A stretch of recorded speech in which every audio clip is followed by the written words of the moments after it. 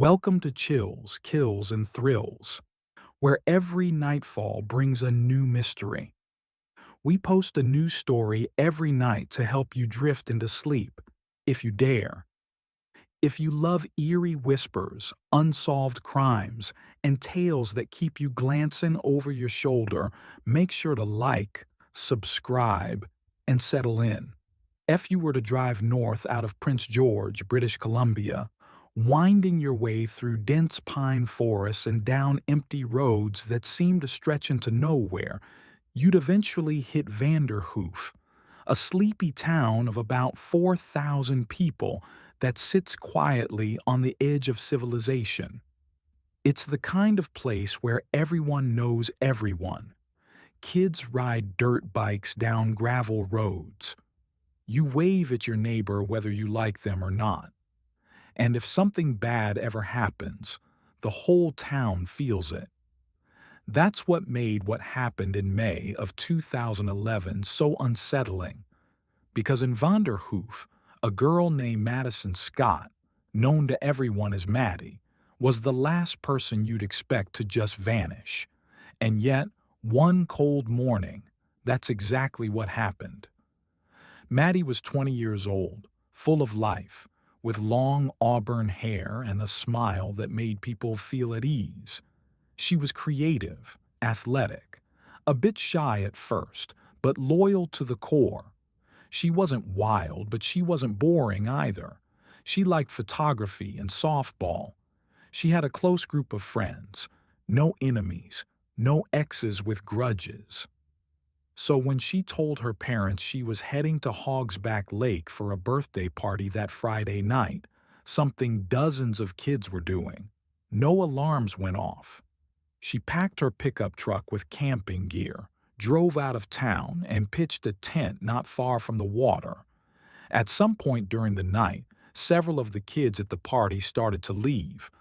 Others passed out. People came and went. It was loose, rural, unsupervised. Nothing unusual. Around 1:30 a.m., Maddie was last seen by a group heading home. They said she was tired, in her tent. Seemed fine. They were wrong. The next morning, the lake was quiet. Birds. A ripple on the water. No Maddie. Her tent was still there. So was her pickup truck. Her belongings, clothes, wallet, keys, all inside. But no phone. And no Maddie. People assumed maybe she got a ride home. Maybe she wandered off. Maybe she was with someone. But hours passed. Then a day. And then her phone stopped pinging cell towers. Maddie Scott had vanished, without a trace. When police arrived, the tent immediately raised questions. It looked like it had been disturbed. Not violently, but enough that something felt off. The sleeping bag was unzipped. Her belongings were oddly placed. There were no signs of a struggle, no blood, no drag marks, no obvious DNA. But the most disturbing detail? Her phone was gone. So was her camera, the only two items that could have told the story of what happened. Search teams flooded the area. RCMP officers, search and rescue teams, volunteers, even helicopters with infrared scanned the thick forest.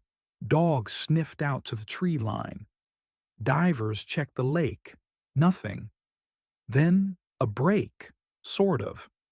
Authorities were able to determine that Maddie's phone had briefly connected to a tower about 30 kilometers south of the lake at around 8 a.m. the morning she disappeared. That was it. One last ping. Then silence. It suggested one thing. Maddie left the lake, alive. As tips rolled in, something deeply unsettling came to light.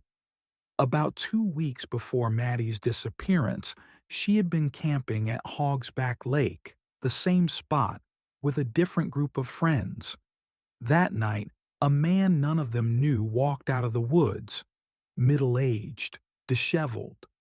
He stood at the edge of the firelight and just watched them. He didn't speak. He didn't move closer. He just stared. For almost an hour. Eventually, One of the guys got aggressive and told him to leave, and the man finally melted back into the woods.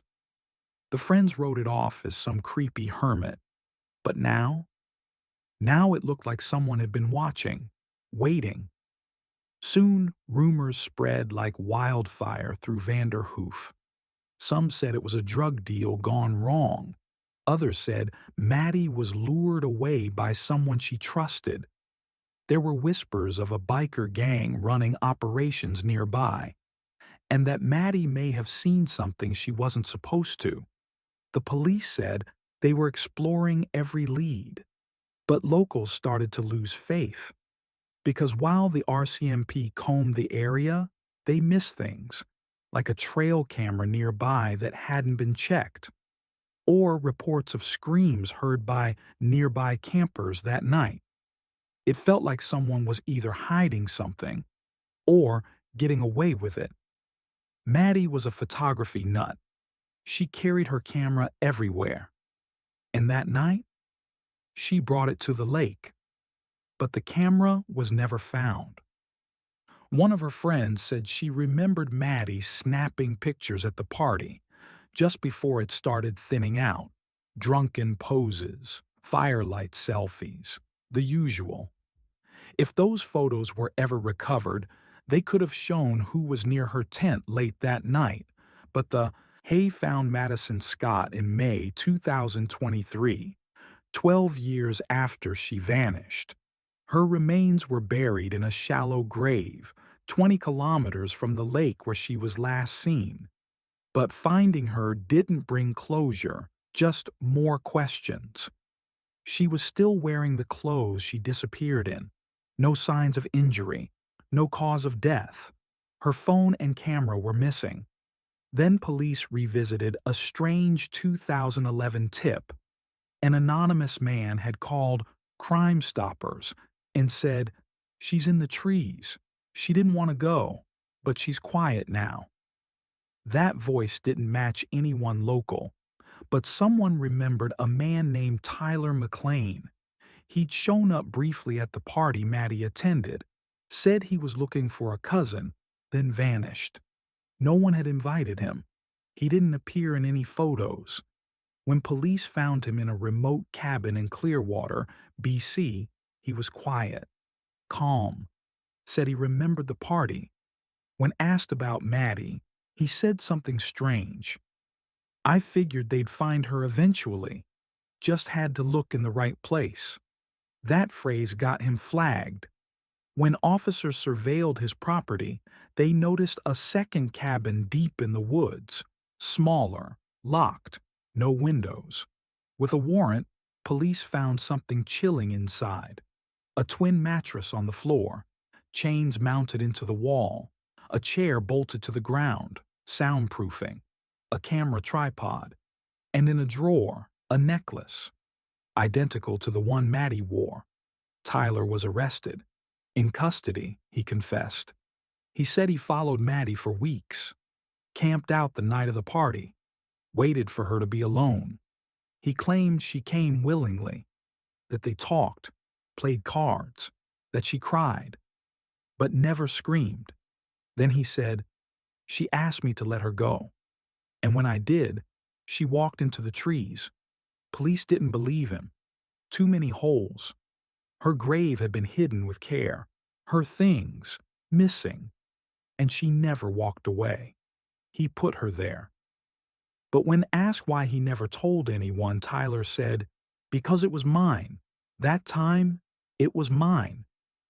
He awaits trial, and investigators believe Madison wasn't his only victim, because sometimes evil doesn't hide behind a mask. Sometimes it sits quietly near the fire and waits.